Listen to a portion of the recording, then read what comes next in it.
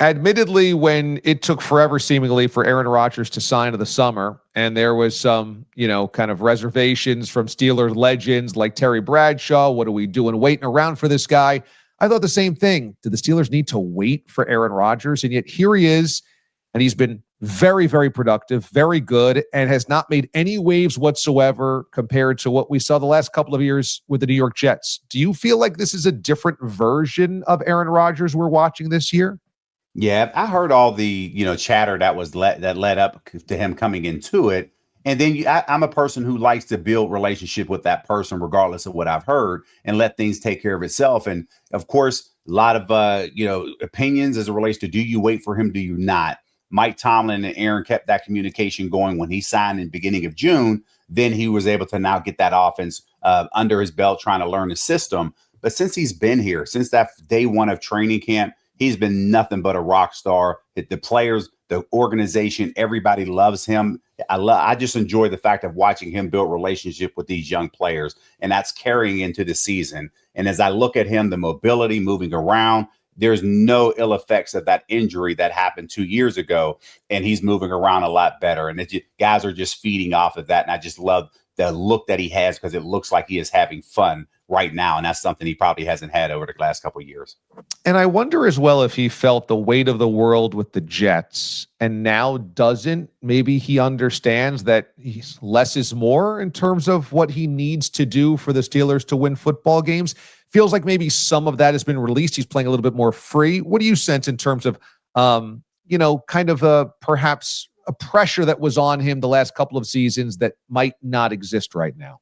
Yeah, going into an organization in Green Bay where they know how to win. You right. So, and then you leave that organization to an organization who's trying to learn how to win. And with the Jets organization, and pieces are all over the place. It's a revolving door in and out every single year. And in those 2 years, yeah, it was tiresome. And not a lot of that came because anticipate that he was going to be healthy. And when he got injured that first year, that changed everything. And of course, put a lot of pressure on year number 2. But now he comes into Pittsburgh. That's one where, again, you have a stable organization. You're underneath the Rooney family along with Coach Tomlin, and he's just out there having fun because they are a proven organization. You don't have to sell that to Aaron to say, hey, because you walk past those 6 Lombardi trophies every single day, and he knows, hey, I prevented them from winning their 7th one when I was in Green Bay in that Super Bowl 45. So I think ultimately he is back to where he is looking to be comfortable, but also I'm just here to play ball. I trust the process and everything else that comes along with it. And you can see right now, based off their 4-2 start, he is playing extremely well. Mike Tomlin has caught criticism now because he hasn't been able to win a playoff game in a long time. But I watched Justin Fields today get benched. I saw Russell Wilson 2 weeks ago get benched, 3 weeks ago now in New York. And I'm wondering, does Tomlin actually deserve more credit that he got for last season, winning 10 games and going to the playoffs with 2 guys that got benched before Halloween? Yeah, he's always been that way. And that's why, when there's chatter on the outside world that he may be on the hot seat. No, this guy, he knows how to command the room. And when he speaks with clarity, and the message doesn't get diluted. And he's been able to take those players, essentially develop them. But then when they leave and go elsewhere, you start to see some of those problems. And again, he doesn't get enough credit for that. But again, it's more or less, this is how his culture is. And ultimately, when you're seeing other players move forward, a lot of those guys who move on, they sometimes come back and they'll say, wow, I always thought the grass was greener on the other side, and it surely isn't. And sometimes a lot of those guys try to come back. And the question remains whether this Steelers defense can be good enough for this Steelers team to get into the playoffs and then beyond. What's your reaction to where the Steelers D is right now in the season?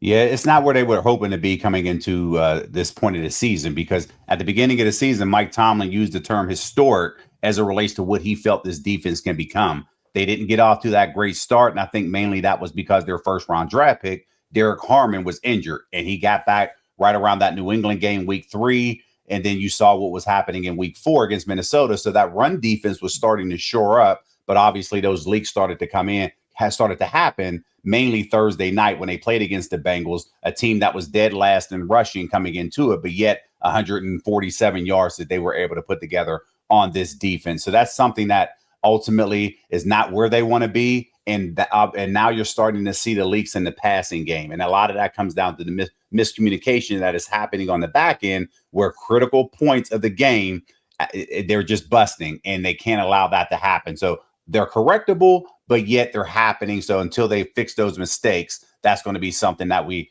figure out what they look like as the season moves forward. Is it surprising to you that a franchise that is always built on the backs of defense and have so many stars on defense and so much money tied up on that side of the football, surprising to you that they're this leaky? Not necessarily, only because, there are injuries, and I don't want to use the injuries as an excuse here, but they haven't played with their full arsenal consistently week after week since the season has started. So they're starting to get healthy, even though they had their bye week. This is essentially the mini bye week, as they play Thursday, have the weekend off. But right now they're going to play 11 straight games if they hope that they could potentially get that number 1 seed, because that's when the next bye is going to happen for this team. So they have to have luck on their side moving forward over the next couple months.